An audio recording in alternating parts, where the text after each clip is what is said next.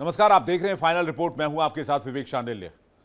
पश्चिम Asia में चल रही जंग के बीच प्रधानमंत्री नरेंद्र मोदी ने आज संसद में बयान दिया।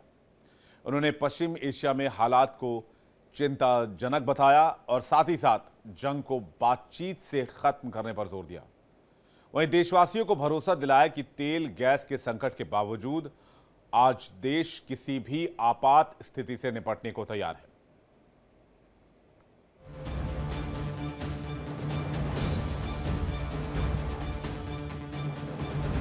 अमेरिका इजराइल के साथ ईरान की जंग के 24वें दिन पीएम मोदी ने पहली बार संसद के जरिए इस मुद्दे पर सार्वजनिक बयान दिया है। लोकसभा में करीब 25 मिनट के संबोधन में उन्होंने साफ कहा कि नागरिकों और पावर प्लांट पर हमले मंजूर नहीं और हॉर्मुज का रास्ता रोकना स्वीकार नहीं होगा।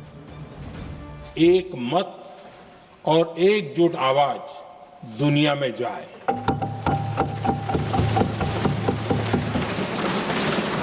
अध्यक्ष जी,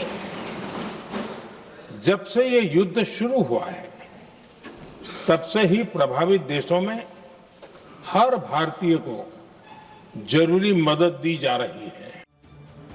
पीएम ने तेल गैस संकट पर चिंता जताई, लेकिन इसके साथ ही उन्होंने लोकतंत्र के मंदिर से देशवासियों को भरोसा दिया कि सरकार हर चुनौती से निपटने में सक्षम है। मैंने खुद पश्चिम एशिया के ज्यादातर देशों के राष्ट्राध्यक्षों के साथ 2 राउंड फोन पर बात की है। सभी ने भारतीयों की सुरक्षा का पूरा आश्वासन दिया है। दुर्भाग्य से इस दौरान कुछ लोगों की दुखद मृत्यु हुई है और कुछ घायल हुए हैं।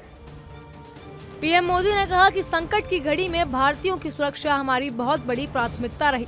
अभी 3,75,000 भारतीय सुरक्षित देश लौट चुके हैं। ईरान से ही 1000 भारतीय सुरक्षित लौटे हैं। 700 से ज्यादा मेडिकल की पढ़ाई करने वाले युवा हैं। ऐसे मुश्किल हालात में परिवारजनों को आवश्यक मदद दी जा रही है।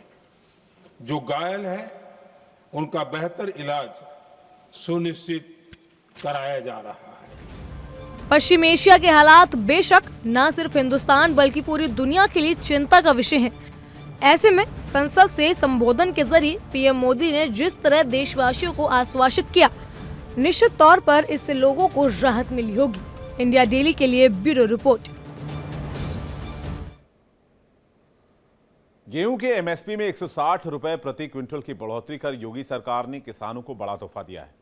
ये फैसला लखनऊ में आयोजित योगी कैबिनेट की बैठक में लिया गया। बैठक में कुल 37 प्रस्तावों पर मुहर लगी है, जिसमें गोरखपुर को सोलर सिटी के रूप में विकसित करने का प्रस्ताव भी शामिल है।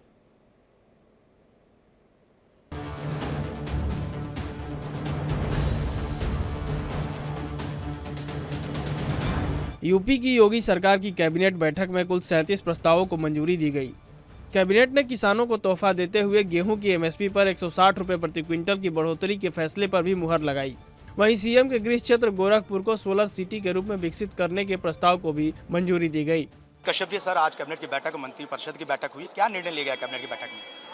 कैबिनेट के बैठक के निर्णय पर सक्षम हमारे मंत्रीगण विधिवत अपनी बात रखेंगे, लेकिन सामूहिकता के साथ जो निर्देश हम सबको मिले कि अपने अपने विभागों के बजट को समय से खर्च करना, उनको धरातल पे उनको निरीक्षण करना, अपने अपने प्रभारी जनपदों में रात्रि विश्राम करके केंद्र परिषद सरकार की योजनाओं को जांचना परखना, और विरोधियों के जो बयान आते हैं जो बिना वजह जनता में गलतफहमी पैदा करने की कोशिश करते, उससे जनता को अलर्ट करना और प्रदेश के विकास को प्राथमिकता देते हुए प्रदेश की जनता को सरकार की योजनाओं का लाभ देना, इस सब चीजों पे मुख्यमंत्री जी ने सभी मंत्री योगी कैबिनेट के मंत्रियों ने महत्वपूर्ण 37 प्रस्तावों को मंजूरी देने के लिए सीएम योगी का धन्यवाद दिया और कहा कि योगी सरकार ने यूपी के विकास को नया आसमान दिया है।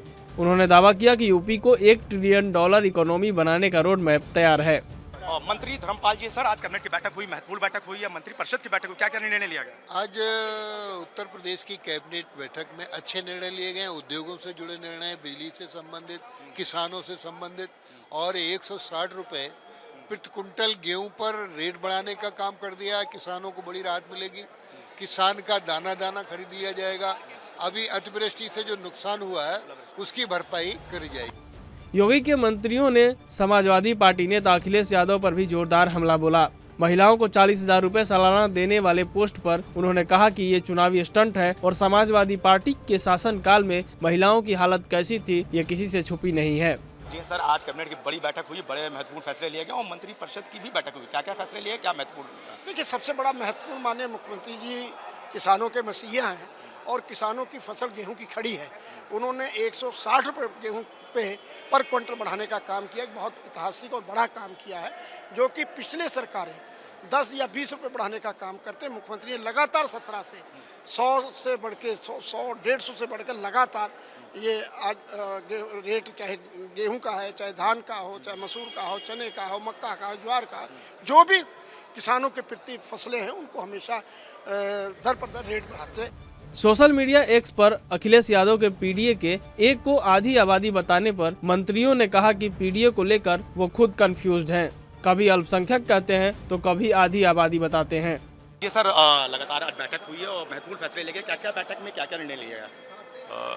देखिए, 37 प्रस्ताव पारित हुए हैं। आज विभिन्न प्रकार के प्रस्ताव हैं, औद्योगिक के हैं, लोक निर्माण के हैं, बहुत सारे प्रस्ताव आज जनहित में आज स्वीकृत किए। कैबिनेट के मंत्रियों ने जेवर एयरपोर्ट को राज्य की जनता के लिए एक बड़ी सौगात बताया और कहा कि प्रधानमंत्री 28 मार्च को एयरपोर्ट का उद्घाटन करने जा रहे हैं। इससे यूपी को एक नई पहचान मिलेगी। जी सर, आज कैबिनेट की बैठक हुई, मंत्रिपरिषद की बैठक हुई, क्या क्या निर्णय लिया गया? देखिए, वो शानदार, उसमें खास तौर से बजट का सही प्रकार से कंज्यूम हो, कल्याणकारी योजनाएं जनता तक पहुंचे, कोई पैसा लैप्स ना हो। इसके अलावा जो प्रधानमंत्री का नेतृत्व है, जिसमें गैस, पेट्रोल, डीजल और खाद, इनको लेकर के लोग पैनिक होने का काम कर रहे हैं। खाद और विपक्ष में हल्ला काट रहा है, उसमें किसी प्रकार की पैनिक होने की आवश्यकता नहीं है। सरकार लगातार उनकी चिंता कर रही है। मंत्रियों ने दावा किया कि सीएम योगी ने जिस तरह से पूरे यूपी में कानून का राज कायम किया है उससे जनता खुश है और 2027 में भारी बहुमत के साथ प्रदेश में फिर से बीजेपी की सरकार बनने जा रही है। देखिए, हमारे माननीय प्रधानमंत्री जी की भी महत्वाकांक्षी जो है हर घर सूर्य योजना, आप जानते हैं, तो ये आज हम लोग सोलर एनर्जी पर आगे बढ़ रहे हैं और आने वाला दिन जो है सोलर एनर्जी की होगी। जिस तरह से आप देख रहे हैं आज पूरे दुनिया में आज जो है लोग, जो हर देश आज भयभीत है, लेकिन भारत में लोग रामनवमी का त्यौहार कितने हर्षोल्लास के साथ मना रहे हैं। चाहे वो अभी होली लोगों ने मनाया, अभी रामनवमी मना रहे हैं, हम उत्सव मना रहे हैं। दुनिया बमबाजी पे लगी हुई है, भयभीत है। ये अच्छे नेतृत्व के कारण हो रहा है। आज मोदी जी और योगी जी हैं तो यहाँ राम राज्य स्थापित हो रहा है। सर, आज कैबिनेट की बहुत महत्वपूर्ण बैठक हुई, कैसे देख रहे हैं? देखिए, उत्तर प्रदेश की हमारी योगी सरकार, प्रधानमंत्री मोदी जी के मार्गदर्शन में हमेशा हमने उत्तर प्रदेश के सर्वांगीण विकास के लिए काम किया। उत्तर प्रदेश की समृद्धि, खुशहाली, भाईचारा, ये हमेशा हमारा एजेंडा है। किसान भाई, नौजवान भाई, मातृशक्ति, नारी शक्ति, पिछड़े भाई, दलित भाई, इन सबको इनको सबको सार्थक तरीके से आगे बढ़ाने की नीति और नियत के साथ हमारी योगी सरकार कर रही है। फिलहाल योगी सरकार के मंत्री कैबिनेट के फैसले से उत्साहित हैं और उन्हें लग रहा है कि योगी सरकार के कार्यकाल में जिस तरह से प्रदेश ने विकास की रफ्तार पकड़ी है उससे लोगों में सरकार के प्रति विश्वास बढ़ा है। लखनऊ से इंडिया डेली के लिए अनुज कुमार की रिपोर्ट। संकट में पीड़ितों की मदद करना बेशक इंसानियत का बड़ा धर्म है, लेकिन कश्मीर में जिस तरह से ईरान संकट के पीड़ितों के लिए लोग आगे आ रहे हैं, उस पर सवाल खड़े हो रहे हैं। सवाल ये कि पहलगाम और दूसरे आतंकी वारदातों पर चुप रहने वाले लोग आखिर ईरान में इतनी हमदर्दी लिए क्यों घूम रहे हैं?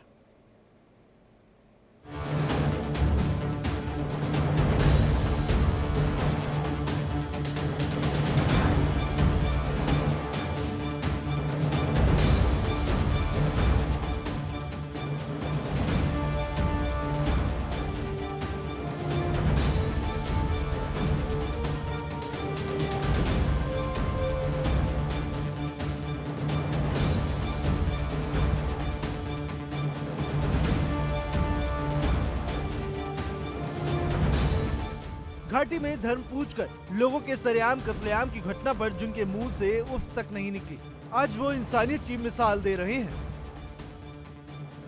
ये इसलिए कहा जा रहा है कि ईरान में जारी संकट से प्रभावित लोगों के लिए कश्मीर घाटी में सहायता का अभियान वॉर लेवल पर चलाया जा रहा है।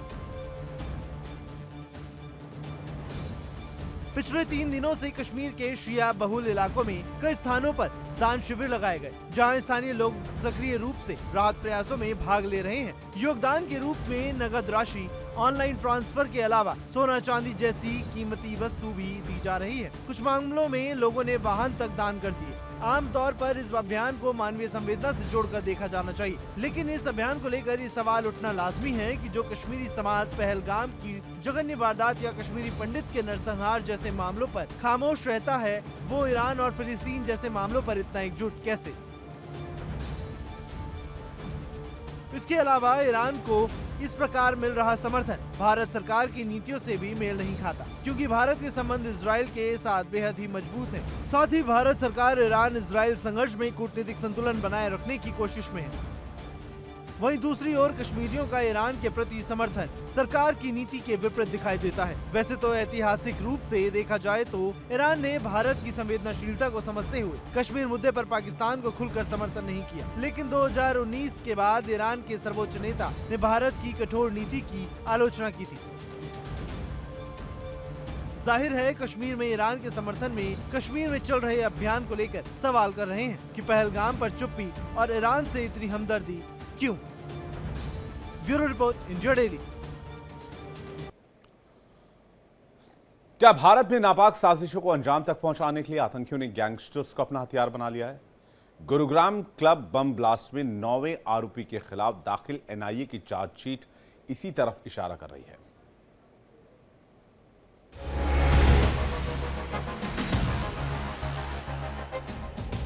गुरुग्राम क्लब ब्लास्ट केस में एनआईए यानी नेशनल इन्वेस्टिगेशन एजेंसी ने 9वें आरोपी के खिलाफ दाखिल चार्जशीट में जो खुलासे किए हैं वो बेहद ही चौंकाने वाले हैं। इन खुलासों के बाद सुरक्षा एजेंसियों के सामने ये बड़ा सवाल खड़ा हो गया है कि हत्या फिरौती के जरिए समाज में अपना वर्चस्व बनाने वाले गैंगस्टर क्या अब हिंदुस्तान के अमन चैन के दुश्मन आतंकी नेटवर्क के हथियार बन गए हैं? याद कीजिए वो तस्वीरें, वो धमाके और ये डर। तारीख 10 दिसंबर 2024 की वो रात जब गुरुग्राम के सेक्टर 29 में मौजूद पॉश क्लब, वेयरहाउस और ह्यूमन क्लब अचानक धमाकों से दहल उठे। हमलावर आए, बम फेंके और फरार हो गए। इसे डराने, धमकाने और वसूली से जोड़ा जा रहा था, लेकिन अब इस हमले के पीछे की पूरी साजिश सामने आ रही है। इस मामले में राष्ट्रीय जांच एजेंसी एनआईए ने कोर्ट में 9वें आरोपी रामदत्त के खिलाफ चार्जशीट दाखिल की है। इस चार्जशीट में अहम खुलासे हुए हैं। चार्जशीट की अगर बात माने तो इस चार्जशीट में कहा गया है कि रामदत्त कोई छोटी मोटी नहीं बल्कि इस पूरे नेटवर्क की अहम कड़ी था, जिसने आरोपियों को चंबल में छिपने के लिए सेफ जगह दी थी। सबसे चौंकाने वाला खुलासा तो ये है कि इस हमले के तार प्रतिबंधित खालिस्तानी संगठन बब्बर खालसा इंटरनेशनल से जुड़ रहे हैं। बताया जा रहा है कि इसके पीछे है 7 समुंदर पार बैठा गैंगस्टर सतेंद्रजीत सिंह उर्फ गोल्डी बरार। इसके अलावा गैंगस्टर रोहित गोदारा और रणदीप मलिक के नाम भी इस साजिश में सामने आए हैं। बता दें ये कोई छोटा नेटवर्क नहीं बल्कि एक बड़े इंटरनेशनल नेटवर्क का हिस्सा था। विदेश में बैठे हैंडलर्स, भारत में एक्टिव गैंगस्टर्स और टारगेट देश के अंदर दहशत फैलाना। लेकिन अब सबसे बड़ा सवाल कि क्या गैंगस्टर सिर्फ पैसा और पावर के लिए काम करते हैं या फिर आतंकी एजेंडों का हिस्सा बन चुके हैं? क्योंकि अब तक गैंगस्टर यही कहते आए हैं कि हमारा खालिस्तानी संगठनों से कोई लेना देना नहीं, लेकिन इस केस ने उन दावों की सच्चाई पर बड़ा सवाल खड़ा कर दिया है। गुरुग्राम ब्लास्ट केस में एनआईए की जांच से ये साफ हो गया है कि देश में अब अपराध और आतंक के बीच लाइन धुंधली होती जा रही है। आतंकी अब गैंगस्टर नेटवर्क का इस्तेमाल अपनी आतंकी वारदातों को अंजाम देने के लिए कर रहे हैं। यही वजह है कि राष्ट्रीय जांच एजेंसी एनआईए अब इस नेटवर्क को जड़ से खत्म करने की कोशिशों में जुटी हुई है। वीडियो जर्नलिस्ट रविंदर के साथ रजनीश शर्मा, इंडिया डेली, दिल्ली। आपने एमबीए चाय वाले के बारे में तो जरूर सुना होगा, लेकिन आज आपको मिलवाते हैं एमबीए चोर से। दिल्ली पुलिस ने एक ऐसे शातिर चोर को गिरफ्तार किया जो फर्राटेदार अंग्रेजी बोलकर बड़े बड़े शोरूम वालों को चकमा देता था। एमबीए के स्टूडेंट के कब्जे से पुलिस ने 22 लाख रुपए की 6 महंगी बाइक्स जब्त भी की है।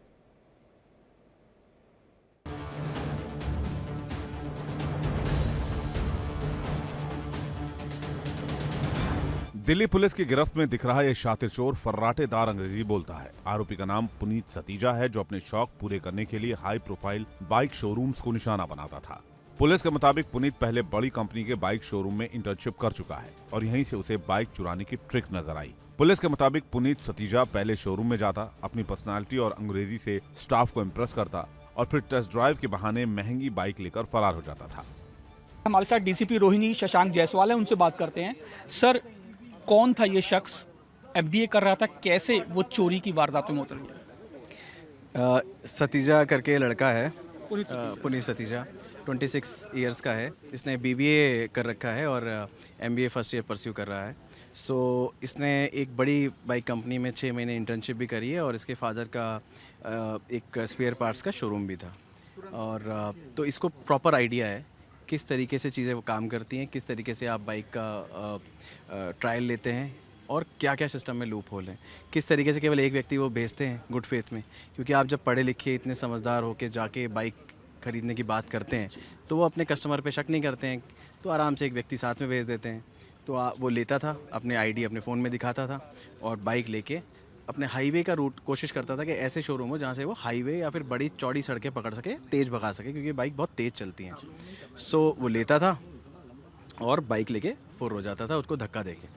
दिल्ली पुलिस ने आरोपी के कब्जे से 6 महंगी बाइक बरामद की है, जिनकी कीमत 22 लाख रुपए से ज्यादा है। जांच में सामने आया है कि पिछले 3 महीने में अलग अलग इलाकों से पुनीत 9 महंगी बाइक्स उड़ा चुका है। इनमें से 8 बाइक्स दिल्ली के बड़े शोरूम और एक गुरुग्राम के शोरूम से चोरी की गई थी। इतना डेस्परेट हो गया था ये, पिछले 13 दिसंबर 2025 से लेके अब तक 9 वारदातों को अंजाम दे चुका था। करीब 30-40 लाख रुपए से ज़्यादा की बाइक्स चोरी कर सकता था। 5.5-6 लाख की भी बाइक्स होती हैं। तो गुड़गांव से लेके दिल्ली तक ऑपरेट करता था जहां उसे जगह मिल जाए। सो हमने एक ट्रैप लगाया। हमने देखा कि हमने उनको जागरूक भी किया अपने एरिया के लोगों को कि अगर आप दे रहे हैं बाइक्स या फिर कार्स तो उसमें ट्रैकर लगा दें, है ना। उससे शोरूम वालों को हमने जागरूक किया। ये अभियान चुपचाप हमने चलाया पिछले 10-15 दिन में। तो उसका मेहनत का नतीजा जो है रंग लाया जब ये हमारे ट्रैप में फंस गया। इसने चोरी करी, ट्रैकर लगा हुआ था, हमने ट्रैक कर ली और इसे पकड़ लिया। जब इसे पकड़ा तो पता चला कि इसने ऐसी 9 वारदातों को और अंजाम किया है। तो हमारी टीम ने ये 6 बाइक्स रिकवर कर ली हैं। गुड़गांव से भी इसने चोरी किया था, वो उसने बाहर दिल्ली से बाहर अयोध्या वगैरह में बेच दी है, तो उनको भी इंटीमेट कर दिया है। आरोपी इन महंगी बाइक्स को ऑनलाइन सस्ते दामों में बेच देता था। पुलिस अब उन लोगों पर भी शिकंजा कसने की तैयारी में है जो चोरी की बाइक्स को कम कीमत में खरीदते हैं। पुलिस का मानना है कि इतनी सस्ती कीमत पर बाइक मिलने पर खरीदारों को शक जरूर होता होगा, लेकिन सस्ता मिलने के चलते वो बाइक्स खरीद लिया करते थे। जब शोरूम से बाइक्स ली जाती थी या कोई भी गाड़ी जब ट्रायल पे या टेस्ट ड्राइव पे ली जाती है तो एक आईडी लिया जाता है। क्या वो आईडी सही होता था या फौज बनाता था? Forged ID. तो हम उसको वो भी एक बार फोर्ज आईडी करके वो भी केसेस इसमें ऐड करेंगे। सर, ये बाइक्स को आगे कैसे बेचता था? क्या सोशल मीडिया के ज़रिए वो अपने जो ग्राहक होते थे उनसे कांटेक्ट करता था या ग्राहक उनसे कांटेक्ट करते थे? ये चीज़ अभी हम इन्वेस्टिगेट कर रहे हैं। सोशल मीडिया भी है, पर्सनल रिलेशंस भी होते हैं कि भाई आप, हाँ भाई बाइक बेच रहा हूँ मैं। और फिर क्योंकि इतना अच्छा प्रोफाइल है इसका तो किसी को शक भी नहीं होता था। लेकिन सिंपल सी बात है, अगर 3 लाख 4 लाख रुपए की चीज़ आप 50,000 या 1 लाख रुपए में ख़रीद रहे हैं तो लॉ के हिसाब से भी आप भी चोरी में शामिल हैं। तो उन लोगों को भी पता होता कि हम चोरी की या फिर 2 नंबर की बाइक ख़रीद रहे हैं, है ना।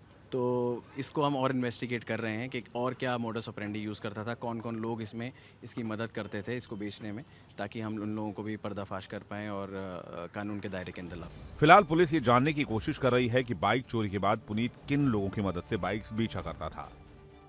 ये जो आप बाइक्स आप देख रहे हैं, ये बाइक्स जो इस समय 6 बाइक्स हैं। टोटल 3 महीने में तकरीबन 9 से ज़्यादा वारदातों को इसने अंजाम दिया है और 30 लाख से ज़्यादा की अमाउंट की जो महंगी बाइकें हैं वो पुनीत ने जो है वो चोरी करके जो है बेची। 3 लाख की अगर बाइक है तो उसे 1 लाख या 50,000 में बेचा जाता था, तो जिसके चलते ये बाइक्स आराम से बिक भी जाया करती थी। फिलहाल जो पुलिस है वो ये अब जानने में जुटी है कि आखिर ये जो पुनीत है, जो हाई प्रोफाइल चोर जिसे कहा जा सकता है, वो इस प्रोफेशन के जरिए किस किस लोगों के कांटेक्ट में आया और पुनीत के कांटेक्ट में आखिर कौन कौन लोग थे जो इस बाइक्स, चोरी हुई बाइक्स को आगे बेचने में उसकी मदद किया करते थे। वीडियो जर्नलिस्ट कमल के साथ रजनीश शर्मा, इंडिया डेली, दिल्ली। जम्मू कश्मीर में आतंक के खिलाफ बड़ा एक्शन शुरू हो गया है। सुरक्षा एजेंसियों ने मिलकर आतंकियों और उनके नेटवर्क को खत्म करने की पूरी तैयारी कर ली है।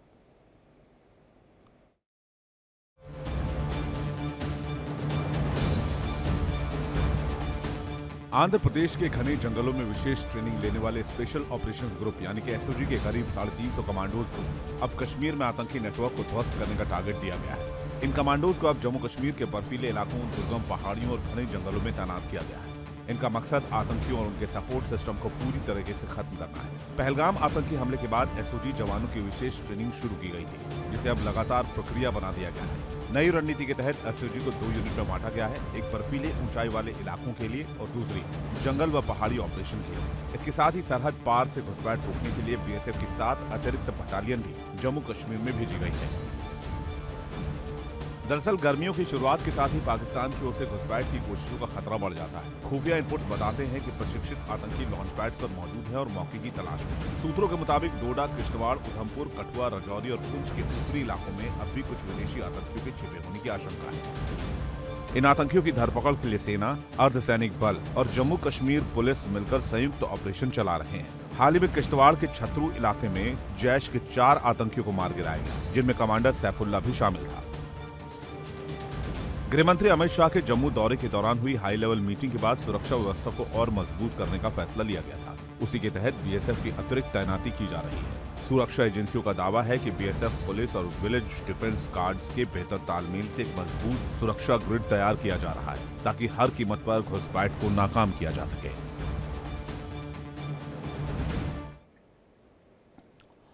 मथुरा के कोसीखला इलाके में फरसा वाले बाबा उर्फ चंद्रशेखर सिंह की मौत के बाद हुए बवाल को लेकर पुलिस का एक्शन लगातार जारी है। रविवार को फॉरेंसिक टीम घटनास्थल पर पहुंची और साक्ष्य भी जमा किए गए। मामले में अब तक कुल 4 एफआईआर दर्ज की जा चुकी है, जिनमें पुलिस ने भी 2 मुकदमे दर्ज कराए हैं। मथुरा में फरसा वाले बाबा की हत्या को लेकर जहां स्थानीय लोगों का आक्रोश थमने का नाम नहीं ले रहा है, वहीं इस मामले में पुलिस का एक्शन भी जारी है। पुलिस ने इस केस में 23 नामजद समेत करीब 300 अज्ञात लोगों के खिलाफ मामला दर्ज किया है। वहीं एक दूसरे मुकदमे में हिंदू रक्षा दल के कार्यकर्ता दक्ष चौधरी पर अफवाह फैलाने के आरोप में केस दर्ज किया गया है। इसके अलावा बाबा की ओर से उनके एक शिष्य और विश्व हिंदू परिषद के प्रांतीय अध्यक्ष ने भी अलग अलग एफआईआर दर्ज कराई हैं। इस मामले में शनिवार रात को ही पुलिस ने अफवाह फैलाने के आरोप में दक्ष चौधरी समेत 19 आरोपियों को गिरफ्तार कर जेल भेज दिया है। घटनास्थल पर पुलिस ने 15 बाइक, 315 और 312 बोर के तमंचों के खाली कारतूस भी बरामद किए हैं, जो उपद्रव की गंभीरता को दर्शाते हैं। बता दें कि शनिवार को फरसा वाले बाबा की ट्रक से कुचलकर मौत हो गई थी। घटना के बाद आक्रोशित लोगों ने दिल्ली आगरा नेशनल हाईवे पर जमकर हंगामा किया। सूचना पर पहुंचे पुलिस को भी भीड़ के विरोध का सामना करना पड़ा और देखते ही देखते पथराव शुरू हो गया। इस दौरान 10 से ज्यादा पुलिसकर्मी भी घायल बताए जा रहे हैं। उपद्रवियों ने एसपी देहात और एसडीएम प्रशासन के वाहन समेत करीब 7 सरकारी गाड़ियों में तोड़फोड़ की, जिसके बाद हालात पर काबू पाने के लिए पुलिस को लाठीचार्ज भी करना पड़ा और आंसू गैस के गोले भी छोड़े गए। बाबा के समर्थकों का आरोप है कि गो तस्करों ने साजिश के तहत ट्रक से कुचलकर उनकी हत्या की। हालांकि पुलिस सभी पहलुओं की जांच कर रही है और अभी तक किसी साजिश की पुष्टि नहीं हुई। फिलहाल क्षेत्र में भारी पुलिस बल तैनात है और स्थिति नियंत्रण में बताई जा रही है। Bureau report, India daily. Final report में फिलहाल इतना ही, वक्त एक ब्रेक है। देखिए इंडिया डेली 24/7 अब आपकी स्मार्ट टीवी पर। इंडिया डेली मौजूद है सभी डिजिटल प्लेटफॉर्म पर लाइव और लगातार। इंडिया डेली 24/7 हर दिन राष्ट्र को समर्पित।